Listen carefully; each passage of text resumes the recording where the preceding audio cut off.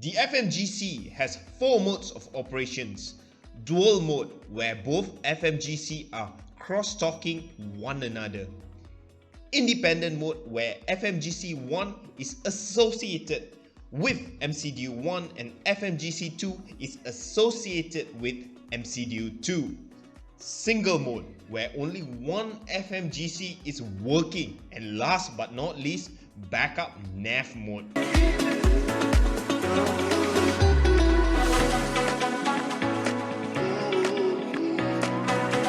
Dear guests, welcome back to the channel. Today, let us talk about A320 Fmgs. Fmgs is a flight management guidance system designed to help pilots in navigating the aircraft both laterally and vertically. You are essentially telling the aircraft what to do by inserting data into the computer.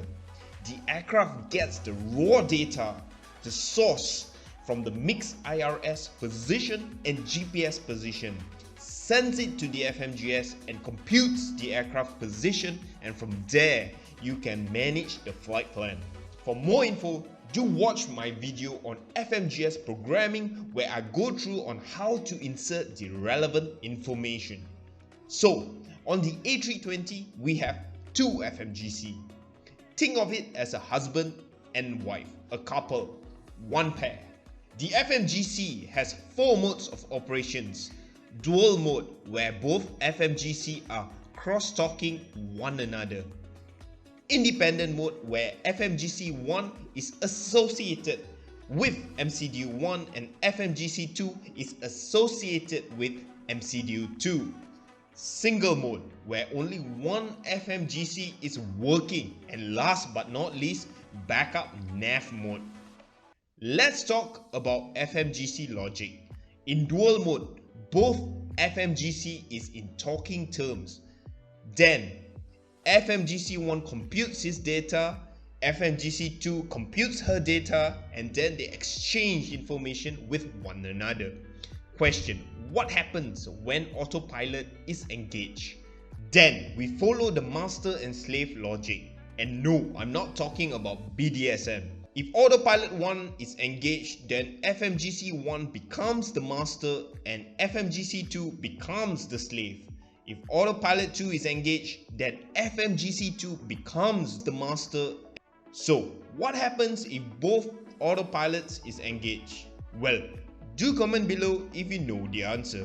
The FMGC then collaborates with the FDs as well as controls the auto thrust. Now, here's the interesting part. If we pilots do not engage any autopilot and both FDs are switched on, FMGC1 becomes the master.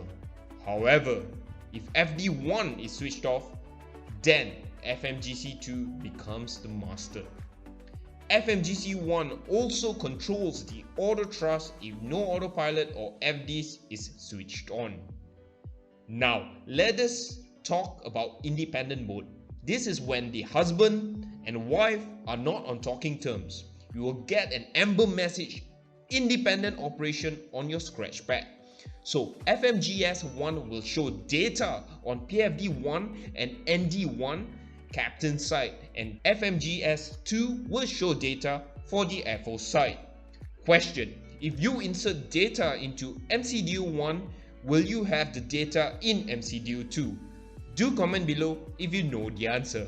RadNav and FMGC position will be shown only on the relevant side. Now we go to the third scenario, single mode, when the husband dies. When this happens, you will get opposite FMGC in process on the MCDU scratch pad. You would have to adjust the range and mode to show the same information on both NDs.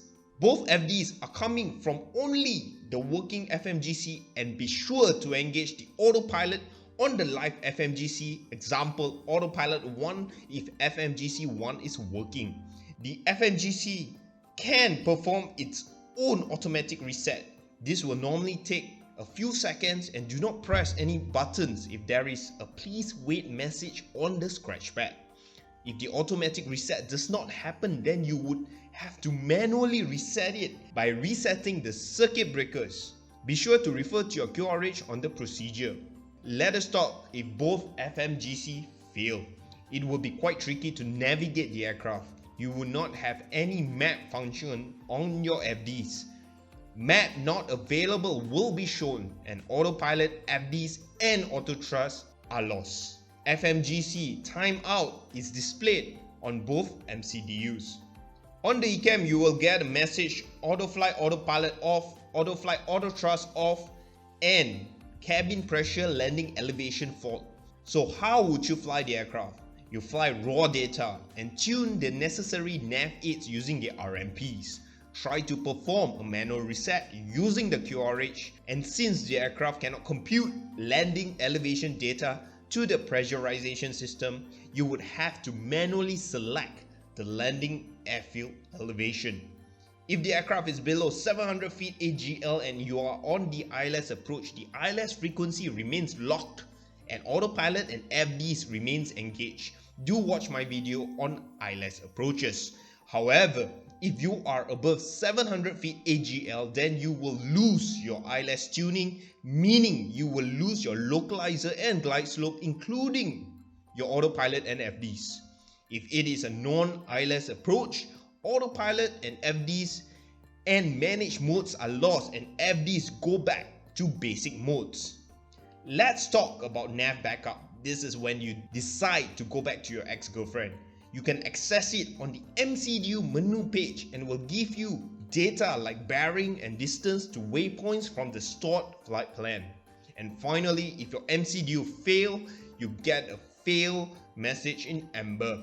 MCDU menu in white shows that you should press on other peripherals like ACARS, ATSU or CFDS. FM in white if you are not using the FM page, and the FMGC has an important message to deliver. FM1 and FM2 in amber means it has failed. IND in amber means independent operation, and RD white in green signifies that MCDU has passed its power up test after it was turned off using its dim key.